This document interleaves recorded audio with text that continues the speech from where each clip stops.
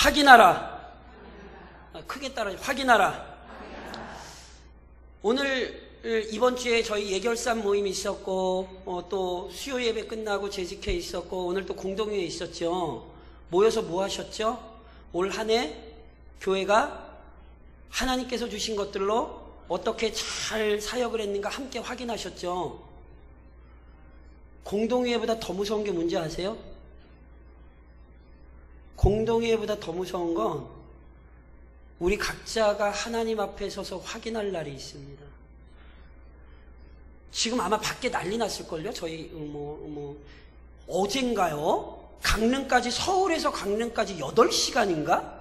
그 톨게이트에서 톨게이트 8시간인가 뭐 걸릴 거라고 나오던데 지금 아마 저기 난리 났을걸요? 해돋이 보러 간다 그러고 오늘 시청 앞에 그 보신각 종소리 듣는다 그러고 다 좋습니다. 뭐 하고 싶은 거 뭐 누가 말리겠습니까?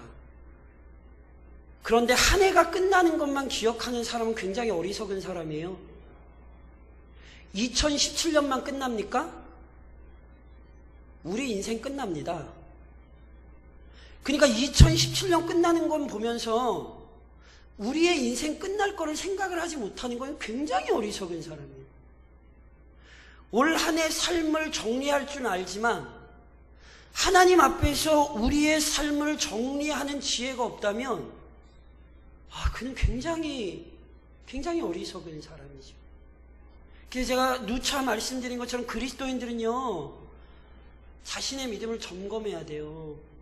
오늘 바울이 지금 이 얘기 하잖아요. 너희는 믿음 안에 있는가? 너희 자신을 시험하고 너희 자신을 확증하라. 명령이에요. 시험하고 싶으면 시험하고 확증하고 싶으면 확증해. 이게 아니라 언제든지 시험하고 확증해야 된다니까요. 그래서요 참 믿음의 아주 결정적인 증거는 내 믿음을 끊임없이 확인하는 거예요. 거짓 믿음은요 절대로 확인 안 하려고 들어요. 왜 그렇겠어요? 확인하면 드러나는데요. 그거 사단이 제일 싫어하는 거예요. 그래서 예수님이 왔을 때 그렇게 유대인들이 난리친 거예요. 예수님이 와서 뭐 하셨어요? 니네 믿음 가짜야 확인시켜 주셨잖아요. 그러니까 못 참는 거예요. 그래서요 제대로 된 성도들은 원래 확인을 해요. 근데 신앙이 없는 사람은 이런 얘기에 귀를 안 기울여요. 분명히 성경이 확증하라고 명령하는데도 시험하라고 명령하는데도 시험하지도 않고 확증하지도 않아요. 그러므로 오늘 저랑 한 해를 마치시며 믿음을 확증하고 검증하셔야 돼요. 제가 주중에도 한번 새벽인가요 말씀을 드렸던 것 같아요. 제가 친한 목사님이 전화를 하셔가지고 이렇게 얘기하다가 그 얘기를 하더라고요. 내 설교가 너무 까칠해서 내 설교로 성도들의 죄를 지적하고 이래서 내 설교가 너무 좀 그래가지고 이래도 될까 싶다고 굉장히 친한 그 목사님도 저 잘 알고 저도 그 목사님 잘 알고 굉장히 친하다 이거. 그래서 제가 뭐라 그랬는지 아세요? 내 생각해보라 그래. 내 생각해보라고. 둘이 같이 살고 되게 친한 목사님이 그래서 내 생각해보라고. 제가요 얼마나 설교 때문에 욕 많이 먹었는지 몰라요. 제발 그런 소리 좀 그만하라고. 힘들다고. 어떤 청년들 중에 저한테 대놓고 찾아와서 더 이상 목사님 설교를 못 버티겠습니다. 그리고 교회 나간 청년들도 있어요. 제가 그 가운데서 굉장히 고민 많이 했어요. 목사는 하나님 편에 서야 됩니다. 믿으십니까? 그래서 이 시간도 속이 좀 뒤집어지셔야 합니다. 왜냐하면 그걸 제가 뒤집지 않으면 누가 뒤집어 드리겠어요? 실은 제가 그것 때문에 와 있는데, 실은 제가 그것 때문에 하나님의 말씀을 맡은 자인데, 그 검증하고 시험하시는 걸 제가 안 해드리면 누가 하겠어요? 그래서 제가 그 목사님한테 나 생각하라고. 뭐 그 조금 가지고 그러냐고. 그래서 오늘도 속이 좀 뒤집히실 준비를 좀 하셔야 합니다. 좀 웃으시겠어요? 왜 뒤집히기 싫다는 듯 답변. 그래서 올해도 저랑 많이 하셨던 얘기들인데 우리의 믿음을 검증하기 위해 제가 딱 6가지만 말씀을 드릴 거예요. 딱 6가지만. 그러니까 더 많은데 또 너무 많이 말씀드리면 헷갈리시잖아요. 6가지도 많은가? 근데 한 6가지 정도 괜찮아요. 우리 11시까지 시간 있어요. 지금도 11시까지 있다가 11시에 송구영신 예배 드리면 돼요. 그러니까 오늘 시간도 많으니까 저랑 6가지만, 제가 뭐 많이 말씀드리고 계속해서 성경에서 찾아보셨던 거예요. 그런데 다시 한번 좀 내 믿음이 진짠가? 내 믿음이 정말 하나님 보시기에 바른가? 저랑 바울이 얘기한 것처럼 이 말씀에 따라 6가지 잣대로 저랑 그것을 다시 한번 확인해 보시려고 해요. 우선 저를 좀 한번 따라 하시겠습니까? 올바른 지식. 우리의 믿음을 확인하는 첫 번째 기준은요, 올바른 지식입니다. 제가 항상 강조해서 말씀드리죠. 그래서 제발 우리 교인들은 이젠 더 이상 이런 얘기 하시면 안 돼요. 아이고 목사님, 나는 뭐가 맞는지 난 성경 잘 몰라, 난 그냥 믿을게. 이 말이 성립이 원래 안 되는 말이에요. 그러니까 무슨 의도로 그런 얘기를 하시는지는 충분히 이해를 하는데요, 그 말씀 자체가 이게 원래 말이 안 되는 말이에요. 왜냐하면 믿음은 들음에서 나고 들음은 그리스도의 말씀으로 말미암기 때문에. 그러니까 믿음은 뭐냐면요, 믿음은 쉽게 얘기하면 성경의 내용을 믿는 거예요. 성경 말씀을 믿는 거예요. 그러니까 나는 말씀 뭔지 잘 모르겠어, 그냥 믿을게. 이 말 자체가 성립이 안 되는 거라니까요. 그런데 놀랍게 교회 안에서 그런 얘기들을 많이들 하세요. 물론 이제 부담이 되시죠. 얼마 전에 제가 우리 같이 차 타고 신방 가다가 어떤 권사님이 이 말씀 하시더라고.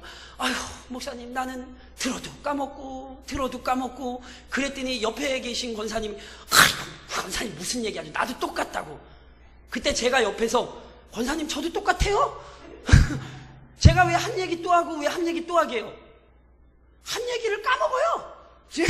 제가 해놓고도 이 얘기를 했나 안 했나 까먹어요. 아니 저도 까먹는데 들은 우리 그 권사님들이 까먹는 게 당연해요, 안 당연해요?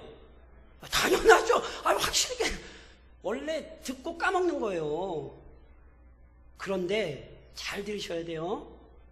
믿음은 머릿속에 남는 게 아니라 우리의 영혼을 지배하는 거예요. 그게 그래서 머릿속에서 까먹으신 것 같지만 아니에요. 그건 이미 내 영혼에 파고 들어와서 내 능력 안에 지금 쌓이고 있는 거예요. 그게 아무것도 아닌 게 아니라니까요. 그래서 제가 말씀드리잖아요. 까먹으셔도 되고 좋으셔도 되고 뭐 다 하여튼 하나님의 말씀은 들으셔야 돼요. 그리고 그렇게 하나하나 들으시면서 예전에 내가 이건 잘못 알았었구나, 이게 아니라 이게 맞구나, 서서히 바꿔가시는 거라니까요. 누누이 말씀드린 것처럼 왜 이 시대에 믿음이 없냐면 믿음의 근거가 되는 말씀을 안 가르치니까 그런 거예요. 믿음은 말씀으로부터 나오는데 말씀을 안 배우고 말씀을 안 가르치니 믿음이 없는 거라고요. 그러니까 오늘 한 해도 우선 그렇게 돌아보셔야 돼요. 내가 정말 말씀을 많이 알고 있나? 내가 정말 말씀을 많이 사랑하고 있나? 말씀을 듣는 방법은요, 다각도입니다. 성경을 읽으시는 것, 말씀 연구하시는 거죠. 예배에 참석해서 말씀 들으시는 것, 역시 말씀을 배우시는 거죠. 눈이 어두워서 성경 못 보실 수 있어요. 그러면 제가 말씀드렸잖아요. CTS, CBS 모든 설교가 다 좋은 설교는 아니거든요. 실은 그건 돈만 있으면 내보내기 때문에 때로는 이단적인 설교도 나와요. 그런데 눈으로 보기가 힘들어서 귀로 그것을 들을 수 있다면 하나님은요, 정말로 역사하시면 별것 같지 않은 말씀 속에서 성령이 역사하시는 거예요. 눈이 말씀이야. 목사가 은혜 주는 것 아니에요. 성령께서 은혜를 주시는 거지. 그러니까 내가 하나님의 말씀을 정말 사모하면서 TV를 보고 있다면 그 TV에서 나오는 설교를 통해 내게 성령의 은혜가 역사한다니까요. 요즘 시대가 얼마나 좋은데 핸드폰 하나만 가지고 있으면 어디 가서도 하나님의 말씀을 들을 수 있고 볼 수 있어요. 그래서 실은 요즘 젊은 사람들은 성경 안 읽는다는 게 이게 굉장히 거짓말이에요. 우리 교회 젊은 집사님들은 제가 실은 좀 갈궈야 돼요. 그래야 되겠어요? 안 그래야 되겠어요? 아이고, 어르신들은 제가 안 갈군다니까요? 젊은이들 갈궈야 되겠어요? 안 갈궈야 되겠어요? 갈궈야 돼요. 왜냐하면 손 안에 성경책이 다 들어가 있는데. 우리 교회 홈페이지 아시죠? 제가 조금 기분이 나쁜 건 아니고 좀 그런 게 있는데, 우리 교회 홈페이지에 들어와서 은혜 받는 사람이 우리 교회 교인들이 아니라 다른 교회 교인들이에요. 제가 참 별로 마음이 안 좋아요. 제가 모르는 사람도 다른 데서 제 설교 보고 우리 교회 홈페이지 찾아가 들어가지고 우리 교회 홈페이지 게시판에 글을 썼어요. 저 생판 얼굴도 먼저 모르고 그 양반이 저 누군지도 몰라요. 제가 우리 교회가 홈페이지를 만든 제일 중요한 이유 가운데 하나는 실은 성도들이 어디서라도 하나님의 말씀으로 양육받기 위해서요. 제 주보 원고 다 올라가고 요즘엔 수요 예배 설교까지 올라가요. 그러니까 실은 목사님 제가 예배를 안 와서 말씀을 못 배웠습니다. 다 거짓말. 그거 굉장히 안 좋은 거짓말. 확인하셔야 돼요. 올바른 지식이에요. 내가 정말 올바른 지식을 가지고 있는가. 그리고 자, 저 보세요. 내년에도 배우실 거예요, 안 배우실 거예요? 네, 그쵸. 내년에도 제가 성경 공부 많이 준비하고 있어요. 언제 어떻게 시작될지. 내년에도 우선 주중에 우리 전체적으로 하는 강의, 또 하던 예비구역장 교육, 기타 등등. 제가 지금 아마 이제 우리 대시만 끝나고 3월부터 본격적으로 시작되고 있는데, 제가 맨날 뭐 하겠어요? 우리 교인들 뭐 가르칠까? 제가 지금 차곡차곡 계속 쌓고 있어요. 근데 보세요. 교회에 성경 공부가 그렇게 있는데 안 나오시면 뭐해요, 저 혼자?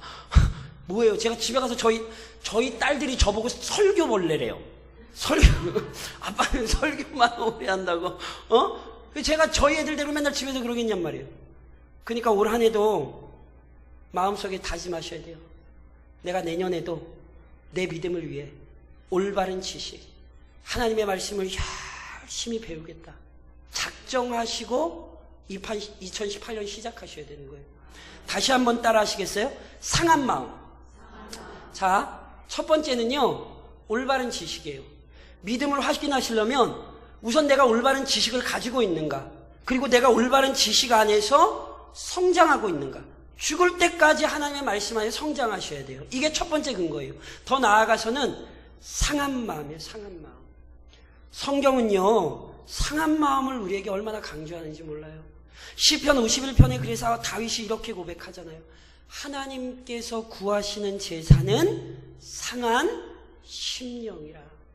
하나님이 단지 양 잡고 소 잡는 걸 원했던 게 아니라 하나님은 상한 심령을 원했다. 상한 심령. 하나님이여 상하고 통해하는 마음을 주께서 멸시하지 아니하시리다. 신앙은, 믿음은, 그래서 오늘도 내가 상한 마음을 가지고 있는가를 보셔야 돼요. 상한 마음이란 간략하게 설명드리면 철저히 자신의 어리석음과 무능함을 인정하는 거예요. 하나님 없으면 나는 살 수 없습니다. 하나님 은혜 없으면 나는 살 수 없습니다. 그 마음이 항상 그 중심에 있는 거지요. 시편 119편에 보면 내가 이 땅에서 객이 되었사오니 주의 말씀을 내게서 숨기지 마옵소서. 시편 기자가 이런 얘기하거든요. 이 얘기가 앞뒤 좌에 보면 무슨 얘기냐면 세상을 살다 보니 세상이 나를 너무너무 힘들게 하더라는 거예요. 그러니까 내가 하나님의 말씀을 붙들지 않고는 도저히 이 세상을 살 수 없다라는 거예요. 내가 이 땅에서 객이 되었사오니, 그러니까 이 땅에서는 정말 내가 믿고 의지할 게 없더라는 거예요. 그러니 날마다 뭘 바라보는 거예요? 하나님의 은혜를 바라보는 거죠. 그게 상한 마음입니다. 제가 오전에도 말씀드렸잖아요. 하나님은 고난도 주시고 하나님은 회복도 주세요. 어떤 의미에서 보면 고난이 우리의 영혼을 안 죽여요. 왜냐하면 성경에 보면 고난 때문에 실족하는 게 아니라 실은 하나님께서 은혜를 주실 때 실족하는 사람들이 많다니까요. 그게 원래 인간의 본성이 그래요. 인간의 본성이. 다윗 때 그랬고 히스기야도 그랬고 많아요. 그런데 우리라고 다르겠어요. 그래서 때때로 하나님께서 우리의 삶에 이렇게 고난을 주신다니까요. 제가 저녁에도 송구영신 예배 때 제 고난에 대해 좀 얘기를 좀 하려고 그러는데, 그 고난 속에서 우리 주님이 우리를 만나 주신단 말이에요. 그리고 그게 우리를 상한 마음으로 만들어요. 아이고, 하나님 없으면 살 수 없군요. 그래서 올 한 해도 이렇게 정리하셔야 돼요. 분명히 좋은 일도 있으실 거예요. 교만하시면 안 돼요. 우선 감사하셔야 돼요. 하나님, 아이고, 너무너무 좋은 일을 하나님 주셔서 감사하다고. 하나님 이게 잘 되게 해주셔서 하나님 너무너무 감사하다고. 행여나 교만한 마음을 품지 않고 오히려 더 상한 마음을 품어야 돼요. 하나님, 그래도 저는 하나님이 더 좋다고. 하나님 없으면 더 저 버틸 수 없다고. 그런 마음으로 우리 믿음을 점검하셔야 돼요. 그래서 보세요. 우선 올바른 지식, 그 다음에 상한 마음. 자, 또 한번 따라하세요. 거룩한 삶. 예, 거룩한 삶, 거룩한 삶. 우리 믿음은 세 번째 거룩한 삶으로 확인하셔야 돼요. 제가 예전에도 몇 번 설명드렸어요. 거룩 그러면 이게 원래 하나님께 거룩이라는 용어를 붙일 때와 우리에게 거룩을 붙일 때 의미가 달라요. 내가 거룩하니 너희도 거룩하라, 성경이 이렇게 얘기하잖아요. 근데 하나님이 거룩하니까 우리도 거룩해야지, 이 거룩을 같은 거라고 생각하시면 큰일 나요. 하나님께 거룩하다라고 붙일 땐 우선 어떤 의미가 있냐면 존재적 초월성의 의미가 있어요. 그러니까 하나님은 오직 유일한 창조주예요. 그러니까 하나님이 거룩하시다 할 때는 하나님만은 창조주야, 존재적으로 하나님만이 초월하신 분이야, 이런 의미가 있고, 또 하나는 도덕적 완전성이라 그래요. 그게 뭐냐면 하나님은 죄가 하나도 없으시고 하나님은 온전히 완전한 의가 되신다는 것, 이걸 이제 도덕적 완전성이라 그러거든요. 그러니까 하나님께 거룩하다 할 땐 하나님은 천지 만물의 유일한 창조주이시고 그는 절대로 죄를 가까이 하실 수 없는 온전히 순전하신 분, 이게 하나님께 대한 거룩이에요. 그런데 그 하나님의 거룩하심이 우리에게 수여될 때, 하나님께서 우리를 거룩하게 하실 때 우리에게 그 거룩이 어떻게 나타나냐면, 저를 좀 한번 따라하세요. 구별과 헌신, 이게 우리에게 적용될 때의 거룩이에요. 거룩은 우선 구별되는 거예요. 구별되는 거. 구별된다는 건 갈라진다는 거예요. 떨어진다는 거예요. 보세요. 오늘 주일이잖아요. 세상 사람들은 오늘 어떻게 보내죠? 그래서 쉽게 얘기하면 자기 마음대로 보내죠. 그렇죠? 자기 하고 싶은 거 다 하고 놀 거 다 놀고. 근데 우리는 오늘 어떻게 보내죠? 하루를 구별하시잖아요. 안식일을 기억하여 거룩히 지키라. 보세요. 구별이라니까요. 그러니까 이날은 예배의 날이야, 이날은 하나님을 경배하는 날이야, 우리가 하루를 구별시키잖아요. 제가 예전에도 이런 말씀 드렸잖아요. 이게 뭐죠? 마이크죠? 이제 안 보이세요? 이거 마이크예요. 이게 여기 있으면 마이크죠? 그쵸? 이게 저희 집에 가져가면 뭐가 되죠? 이걸 저희 집으로 가져가면 이 마이크가 뭐가 되게요? 그것도 새로운 말상이네. 장난감이 되겠네요. 그쵸? 근데 그게 아니라 얘는 우리 집에 가도 마이크예요. 근데 아세요? 우리는 얘를 뭐라 그러냐면 성물이라 불러요. 성물. 왜 얘를 성물이라 부르죠? 그쵸? 성물이라고 할 땐 하나님의 예배를 섬기는 일에 구별되었기 때문에 얘를 성물이라 부르는 거예요. 얘를 노래방 갖다 놓으면 노래방 마이크예요. 얘를 지금 강단에서 쓰니까 얘를 구별된 성물이라 부르는 거죠. 얘 학교 강당에 갖다 놔보세요. 그럼 교장 선생님이 훈화 말씀하는 그냥 마이크 되는 거지. 이게 구별된다는 거예요. 겉으로 보기엔 우리 똑같이 사람이잖아요. 그쵸? 주일날 교회를 오든지 교회를 안 하든지 분명히 겉으로 보기엔 사람이에요. 근데 아세요? 우리는 사람인 동시에 자녀예요. 우리는 구별되어 있는 거예요. 눈으로 보기엔 똑같아요. 그러나 이미 우리는 하늘의 백성이죠. 그러니 구별되게 사신 거예요. 그래서 구별됐으니까 주일이면 예배드리고 오고 하나님 앞에 열심히 믿음으로 경주를 다하고, 이게 거룩이에요. 이게 거룩. 구별되는 삶을 사시는 거예요. 생각도 구별되고 말하는 것도 구별되고 행동하는 것도 구별되고, 더 나아가 헌신이라니까. 헌신. 누구 위해 살고 계세요? 우리는 항상 이 질문을 물으셔야 돼요. 제가 얘기하죠. 제가 설교할 때마다 저는 스스로 물어요. 내가 누구를 위해 설교를 하고 있는가? 교인들을 바른 길로 인도하기 위해, 이끌기 위해, 양육하기 위해 설교합니다. 그러나 1차적으로는 저는 하나님의 영광을 드러내기 위해 설교합니다. 왜냐하면 하나님의 말씀을 잘 풀 때 실은 결국 하나님의 영광이 나타나거든요. 그러니까 이게 설교자의 1차적인 설교의 목적이에요. 우리에게 주신 설교의 직분을 통해 창조주 하나님의 영광을 죄인들로 하여금 보게 만드는 거죠. 그럴 때, 그것이 헌신될 때 우리 교인들에게도 유익이 되는 거예요. 그게 우리 교인들을 살리는 거예요. 저만 그래? 아니에요. 내년에도 헌신하셔야 돼요. 무엇보다 제가 부탁드리지만 기도를 많이 해주셔야 되겠어요? 안 해주셔야 되겠어요? 많이 해주셔야죠. 2018년 교회가 할 일이 많아요. 지금 아시는 것처럼 선교만 해도 지금 5군데로 또 늘었어요. 우리 군포까지 하면 6. 우리 교회에 딸린 교회들, 딸린 성도들이 얼마나 많은지 보셔야 된다니까요. 인도에 있는 영혼부터 시작해가지고 이 지역의 10대들, 그리고 이 지역 교회들, 우리 교회가 기도로 서지 않으면 이 사역 감당 못해요. 누님이 말씀드린 것처럼 교회는 똑똑한 사람들이 돌리는 거 아니에요. 교회는 한 사람의 헌신된 기도자 때문에 그 사명을 감당할 수 있는 거예요. 이게 거룩이에요. 그러니까 올해도 이렇게 확인을 해보셔야 돼요. 내가 구별된 삶을 살았나? 내가 헌신했나? 그리고 다시 결심하셔야 된다니까요. 2018년 시작하시면서 하나님, 저는 구별된 삶을 살겠습니다. 그리고 우리 아이들을 구별시키겠습니다. 하나님, 내가 헌신하겠습니다. 그리고 우리 자녀들을 헌신시키겠습니다. 이렇게 시작하시는 게 이게 바른 믿음인 거예요. 그리고 우리 교회 역시 마찬가지. 하나님, 내년에도 우리 교회가 좀 구별돼서 60주년이다. 60주년. 응? 한국교회 2년 내, 3년 내 문 닫는 교회들이 얼마나 많은 줄 아십니까? 제가 통계를 까먹어가지고 불과 얼마 전까지만 해도요, 엄청났어요. 생기는 교회보다 없어지는 교회가 많아요. 지금도. 그러니까 60년을 그냥 그러고 그러다 왔다라고 생각하시는 건 굉장히 잘못 생각하시는 거예요. 그래서 우리 교회 사명이 커요. 내년에 구별되셔야 되고요, 헌신되셔야 돼요.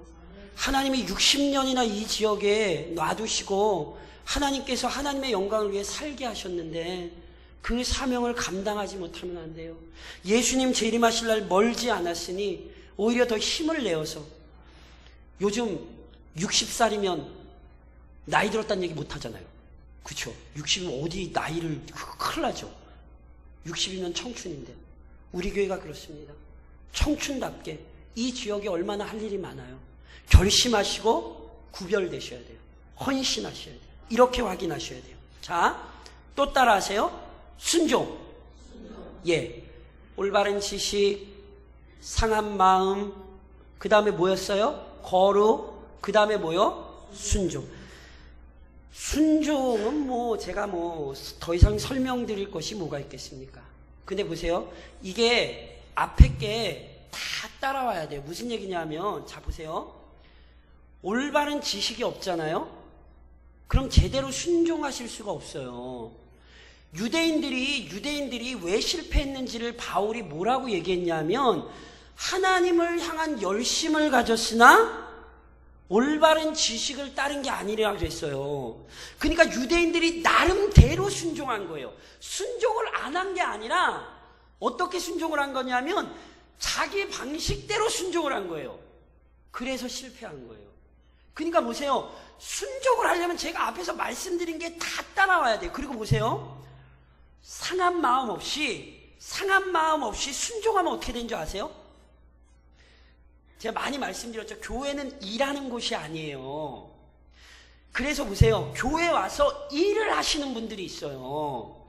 그래서 교회 와서 일을 하잖아요. 그러면 결국 어떻게 되는 줄 아십니까? 자기 자랑을 갑니다. 내가 이 교회에서 얼마나 섬겼는데, 내가 이 일을 위해 얼마나 내가 수고했는데, 내가 지금까지 얼마나, 이게 왜 이런 줄 아세요? 상한 마음이 없어서 그래요. 그러니까 실은 순종은 한 거예요. 뭐 목사님이 부탁해서 순종을 했든지 아니면 전도회 회장이 해서 순종을 했든지, 순종을 안 한 건 아니, 진짜 순종은 한 거죠. 그런데 보세요. 상한 마음이 없었기 때문에. 어떤 마음? 상한 마음. 하나님, 나는 죄인이고 하나님, 나는 은혜 주시지 않으면 살 수가 없어요. 그 마음이 없었기 때문에 그 순종이 결국 자기 자랑으로 갔다니까. 이게 유대인들이에요. 그래서 제가 지금 말씀드린 건 쫙 순차적으로 따라 내려오셔야 되니까 앞에 게 없이 뒤에 게 나오면 안 되고, 온전한 지식, 거기에 따라 상한 마음이 있고, 그리고 구별되는 순종을 하셔야죠. 예를 들면 이런 거죠. 교회가 죄송합니다. 제가 꼭 뭐 이렇게 무조건 잘못됐다 그러는 건 아니고, 교회가 안 해도 되는 일들에 목숨을 거는 교회들이 너무 많아요. 세상이 할 수 있는 일을 교회가 할 필요는 없어요. 교회는요, 착한 일하는 곳이 아니에요. 교회는 봉사단체가 아니에요. 하지 말라는 얘기 절대 아닙니다. 교회가 때로 된다면 사회사업도 많이 하고 뭐 정치의 어떤 면들도 하고 해야죠. 감당해야죠. 하지 말라는 건 아니에요. 그런데 교회는 본질적으로 그런 일을 하는 곳이 아니죠. 교회는 세상과 구별돼야 돼요. 교회는 정치적인 표를 외치는 곳이 아니에요. 교회는 자선사업을 벌이는 데가 아니에요. 구별돼야 되는데 거룩해져야 된다니까요. 교회는 거룩함이 무엇인가를 보이는 거고, 교회는 구별된 삶이 어떤 것인가를 보이는 곳이에요. 다른 거 안 해도 그걸 하고 있으면 그게 교회인 거예요. 빛과 소금의 역할을 하는 거죠. 그러니까 보세요. 이게 순종이라는 걸 잘 기억하셔야 되니까 그냥 무조건 하라면 할게요. 이게 순종이 아니에요. 앞에서 다루었던 올바른 지식과 상한 마음과 거룩한 삶을 위한 순종이 돼야 돼요. 그것을 위한 순종이 될 때 실은 하나님이 영광 받으시는 거죠. 그러니까 제 말씀드리죠. 내가 올해 뭐 했어? 이렇게 얘기하시면 안 돼요. 그게 바르게 한 건가? 내가 상한 마음을 가지고 했나? 그것 때문에 내가 구별됐나? 이렇게 따지셔야 되는 거예요. 그냥 뭐 했다 이렇게 따지시지 말고, 내가 그래도 올해 이거 했어 이렇게 따지시지 말고, 이 모든 내용들을 전체적으로 포괄적으로 해서 내 순종이 이런 것들을 따르고 있구나 확인하셔야 돼요. 교회는요, 일 많이 하는 사람들 때문에 실은 소란스러워져요. 왜냐하면 그 순종이 제가 지금 말씀드렸던 것처럼 앞에 것을 다 제외한 순종이 됐기 때문이에요. 예수님께 마태복음 7장에 오면 한 무리의 사람들이 찾아오잖아요. 그리고 얘기했잖아. 주여 주여, 우리가 주의 이름으로 귀신도 쫓고 놀라운 일들도 했다고. 우리 주님 뭐라고 말씀하셨다고요? 나 너희 모른다. 그들은 순종을 했다라고 생각할지 모르지만 우리 주님은 그들의 순종을 받지 않으셨어요. 왜냐하면 주님의 뜻과는 상관없는 순종이었기 때문입니다. 그러므로 마음에 간절히 소망하셔야 돼요. 하나님, 2018년도 우리 교회가 순종하되, 하나님 그냥 우리가 하고 싶은 것을 하는 교회가 아니라 하나님의 뜻을 순종하는 교회가 좀 되게 해달라고, 철저히 하나님께서 원하시는 대로, 그리고 하나님께서 기뻐하시는 대로 그렇게 따라가는 순종을 하는 교회가 되게 해달라고. 그게 우리의 믿음을 확인하는 시금석입니다. 또 하나, 저를 좀 따라 하시겠어요? 사랑. 사랑 누가 말했나? 사랑 누가 말했습니까? 그렇죠. 그렇게 얘기하셔야 돼요. 사람이 일반적으로 얘기하는 사랑과 성경의 사랑을 혼동하시면 안 돼요. 세상 사람들 사랑 얘기하죠. 요즘 이제 다들 이제 연애하실 일이 없으니까 별로 모르시겠지만, 한국 사회의 중요한 화두 가운데 하나가 뭔지 아세요? 데이트 폭력입니다. 데이트 폭력. 남자랑 여자랑 교제하다가요, 심지어 살인까지 해요. 찼다고, 이렇게 나 너 싫어 이랬다고 살인까지. 그 데이트 범죄가요, 한국 사회에 갑자기 쑥 올라왔어요. 그게 사랑입니까? 아니잖아요. 그러니까 세상 사람들이 얘기하는 사랑과 성경이 얘기하는 사랑이 다르다는 걸 기억을 하셔야 돼요. 우선 용어를 정리를 잘 하셔야 돼요. 그렇다면 성경이 얘기하는 사랑이 뭔가? 고린도전서 13장에 별명이 있습니다. 뭐게요? 그치요. 고린도전서 13장 사랑장.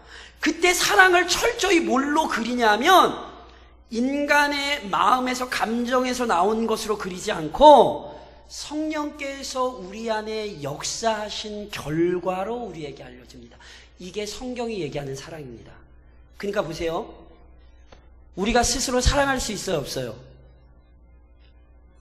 우리가 스스로 사랑할 수 있어요, 없어요? 없다고 얘기해야지 맞는 거예요. 그러니까 그렇게 대답을 하세요. 아시겠죠? 자, 우리가 스스로 사랑할 수 있습니까, 없습니까? 그래서 사랑은 먼저 구하셔야 됩니다. 왜냐하면 성경적 의미에서 사랑은 우리가 만들어내는 게 아니기 때문에 그래요. 사랑하면 살자. 사랑해야지. 아니요. 이래서 나오는 거 아니에요.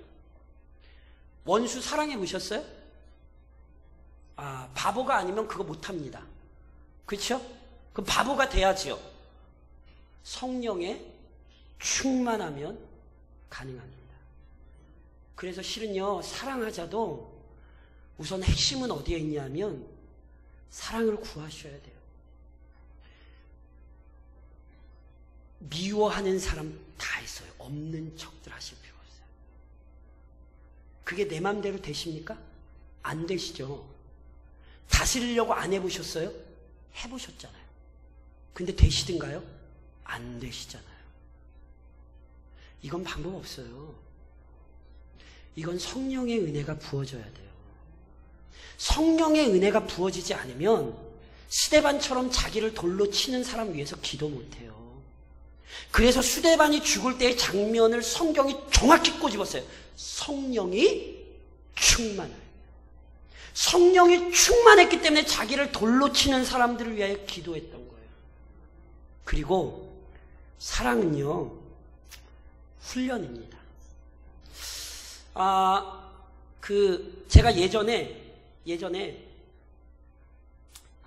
아시는 목사님이 자녀가 셋이에요. 자녀가 셋인데 이 목사님은 애를 못 안으세요.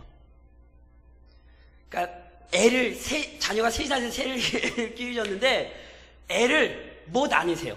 이뻐하시긴 하시죠.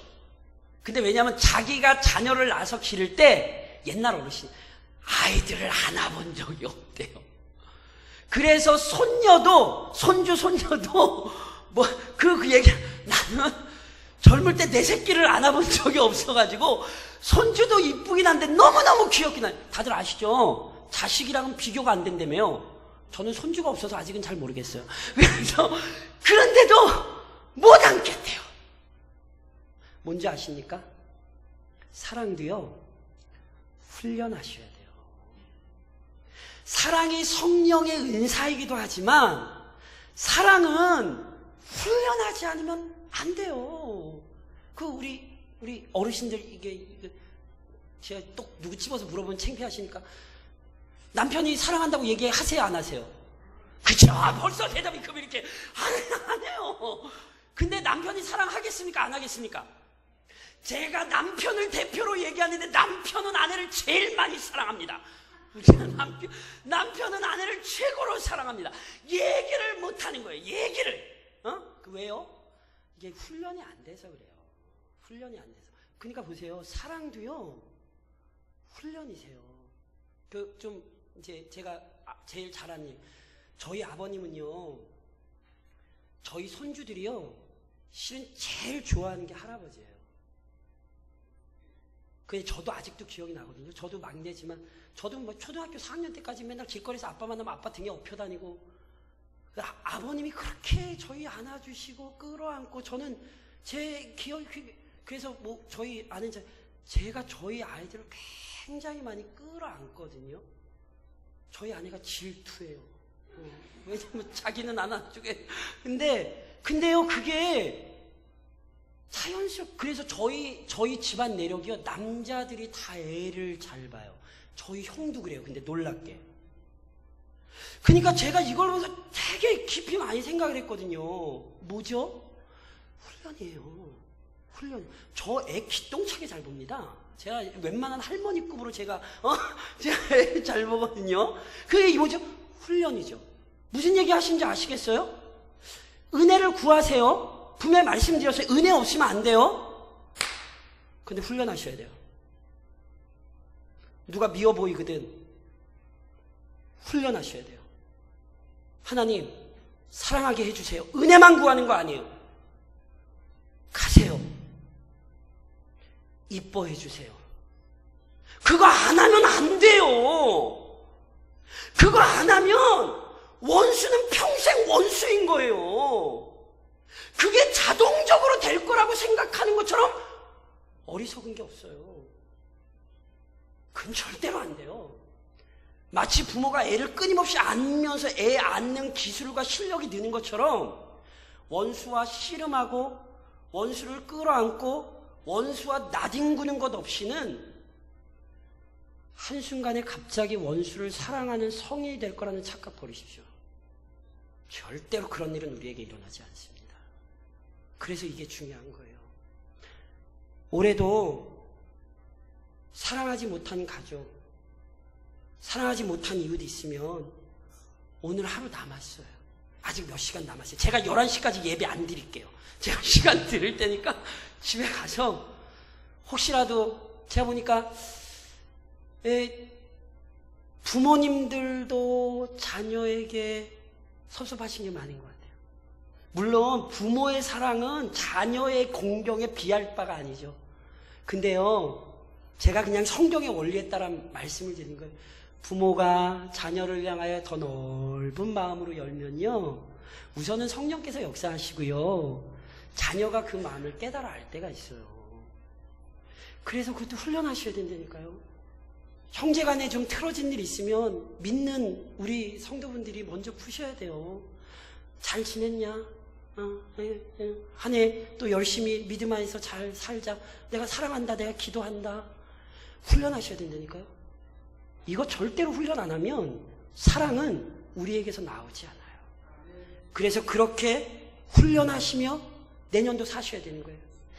구하시고, 우선은 하나님 사랑할 수 있도록 은혜를 주옵소서. 구하시고 훈련하십시오. 또 하나 마지막, 저를 좀 따라 하시겠어요? 성장. 뭐요? 성장.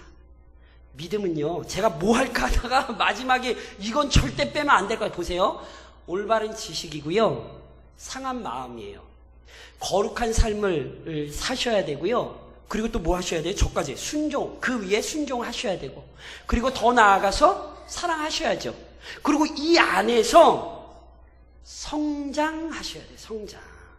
그래서 바울이 빌립보서를 쓸 때 이런 얘기를, 빌립보서를 쓸 때 이런 얘기예요. 내가 살 것과 너희 믿음의 진보와 기쁨을 위하여 너희 무리와 함께 거할 이것을 확실히 아노니. 너희 믿음의 진보와 기쁨을 위하여. 자, 믿음에는 아주 중요한 두 가지 특징이 있어요. 이 구절에서, 빌립보서 1장 25절에서. 저를 좀 따라하세요. 진보와 기쁨. 믿음이 가진 아주 중요한 특징이에요. 믿음은 진보가 있고요, 믿음은 기쁨이 있어요. 그러니까 쉽게 설명드리면 자꾸 슬프면 생각해 보셔야 돼요. 믿음이 없는 거예요. 믿음에는 기쁨이 있어요. 믿음은 반드시 기쁨을 우리에게 가져와요. 그리고 믿음은 진보해요. 하나님의 사람이 구원을 받아 하나님의 사람으로 성장하는 것은 과정이라니까요. 요한일서에서 사도 요한이 성도들을 뭐라고 부르고 있습니까? 아비들아, 자녀들아. 그러니까 이게 다 청년들아. 이게 다 뭐냐면, 진짜로 자녀같이 어린 사람이 있고, 나이가 청년 때가 있고, 나이가 아비 때가 있고, 이것도 있지만 이거 영적인 호칭이에요. 영적으로 자녀들 같은 사람이 있고, 영적으로 청년 같은 사람이 있고, 영적으로 아비와 같은 사람이 있어요. 그러니까 실은요, 우리는 서서히 하나님의 은혜와 사랑 안에 이렇게 성장하는 거죠. 그래서 성장하기에 힘쓰셔야 된다니까요. 그래서 제가 우리 그 예비교육장 교육이죠. 예비교육장 교육 마지막 시간에 제가 물었어요. 많이 은혜 받으셨냐고, 성장하신 것 같냐고. 그때 다 성장하신 것 같대요. 그래서 제가 뒤통수를 한 대 이렇게 쳐드렸다니까요. 은혜를 헛되이 받지 마십시오. 무슨 얘기냐 하면 은혜는요 결과로 나와야 돼요. 눈이 말씀드린 거 은혜는 받았습니다 이게 아니에요. 내게 은혜가 주어진 게 나를 성장시키고 그것에 따라 성장의 열매들이 보여야 된다니까요. 그래서 제가 항상 말씀드리잖아요. 믿음이 좋다는 거 딴 걸로 확인하실 필요 없다니까요. 나 때문에 주변에 지금 누가 유익을 얻고 있는 걸 확인하시면 되는데 이것보다 더 정확한 게 없어요.